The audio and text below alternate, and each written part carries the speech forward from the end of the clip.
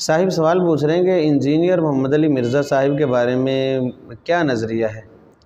دیکھیں بھئی، یہ دین اسلام کا معاملہ ہے اور اللہ کے نبی صلی اللہ علیہ وآلہ وسلم نے فرمایا العلماء ورثۃ الانبیاء، علماء انبیاء کے وارث ہیں۔ اور امام ترمذی رحمۃ اللہ علیہ کا نظریہ بھی میں آپ کے سامنے رکھتا ہوں۔ وہ فرماتے ہیں کہ جس سے دین کا علم لے رہے ہو اس کی بھی ذرا جانچ پڑتال کر لو کہ اس کا یہ سلسلہ کہاں تک پہنچتا ہے۔ الحمدللہ ہمارے اس بر صغیر پاک و ہند میں جو مدارس کا ایک نظام ہے، ہمارا یہ سلسلہ سینہ بسینہ اللہ کے محبوب پیغمبر صلی اللہ علیہ وآلہ وسلم تک پہنچتا ہے۔ یہ ایک زنجیر ہے جو بغیر کسی رکاوٹ کے اللہ کے نبی صلی اللہ علیہ وآلہ وسلم تک پہنچتی ہے۔ یہ سعادت ہمیں نصیب ہے الحمدللہ، جو ہمارے بر صغیر پاک و ہند کے علماء ہیں، اور بھی دنیا میں ایسے علماء موجود ہیں کہ جن کا یہ سلسلہ اللہ کے نبی صلی اللہ علیہ وسلم تک پہنچتا ہے۔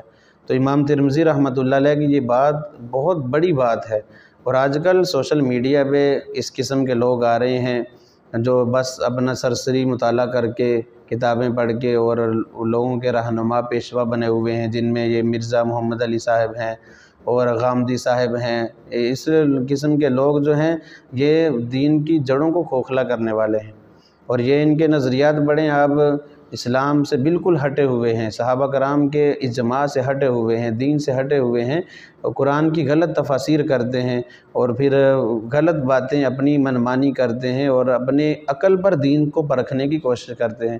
یاد رکھیں، جو بندہ دین کو اپنی عقل پر پرکھنے کی کوشش کرتا ہے وہ اکثر راہ راست سے پٹڑی سے اتر جاتا ہے، گمراہی کی طرف چلا جاتا ہے۔ حضرت علی رضی اللہ تعالیٰ عنہ کا فرمان سامنے رکھیں، وہ فرماتے ہیں کہ اگر یہ دین عقل کے تابع ہوتا تو پھر موزوں کے نیچے ہم مسا کرتے، اوپر مسا نہ کرتے۔ دین کہتا ہے کہ موزوں کے اوپر مسا کریں، عقل کہتی ہے کہ موزوں کے نیچے مسا کریں، کیونکہ وہ نیچے والا حصہ زمین کے ساتھ ٹچ ہوتا ہے، مٹی کے ساتھ لگتا ہے۔ لیکن جہاں عقل کی بات نہیں مانیں گے بلکہ دین کو دیکھیں گے تو دین کے بہت سارے معاملات ایسے جو ہماری عقل سے ماورا ہیں، عقل میں آنے والے نہیں ہیں۔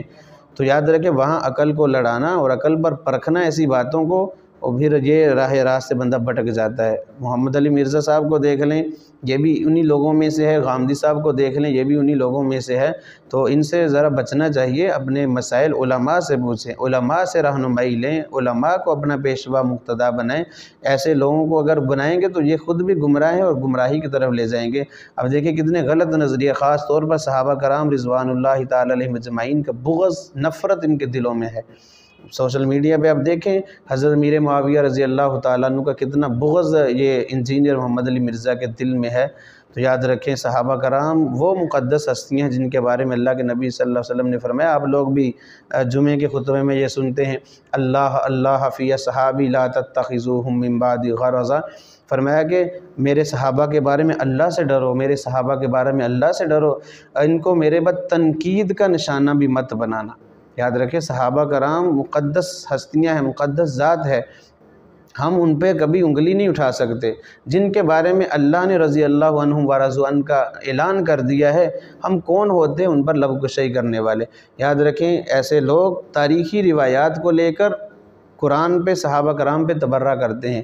یاد رکھیں، تاریخ غلط ہو سکتی ہے، جھوٹ ہو سکتی ہے، لکھنے والے نشے کی حالت میں ہو سکتے ہیں، لیکن اللہ کا قرآن میں شک کی گنجائش تک نہیں ہے۔ جس بات پر قرآن نے مہر لگا دی ہمارا ایمان ہے، اور جو بھی قرآن کو ماننے والا ہے اس کا ایمان ہے، وہ صحابہ کرام کے بارے میں کبھی بھی لب کشائی نہیں کرے گا۔ جو اللہ نے فرما دیا، جو ساری کائنات کا خالق اور مالک ہے، سارے اختیارات جس کے ہاتھ میں ہیں، اس نے جس کو جنتی کہہ دیا وہ جنتی ہو گیا۔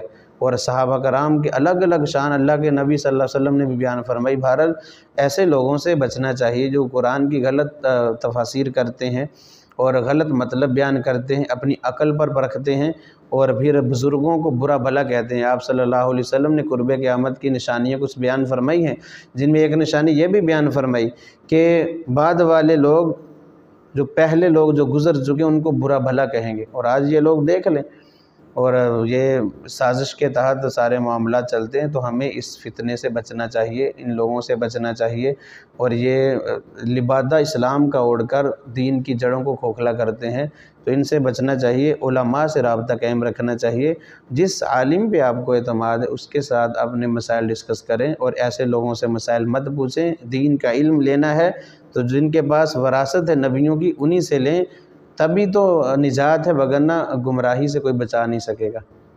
اللہ رب العزت سے یہی دعا کرتے ہیں کہ اللہ رب العزت سب کو ہدایت نصیب فرمائے۔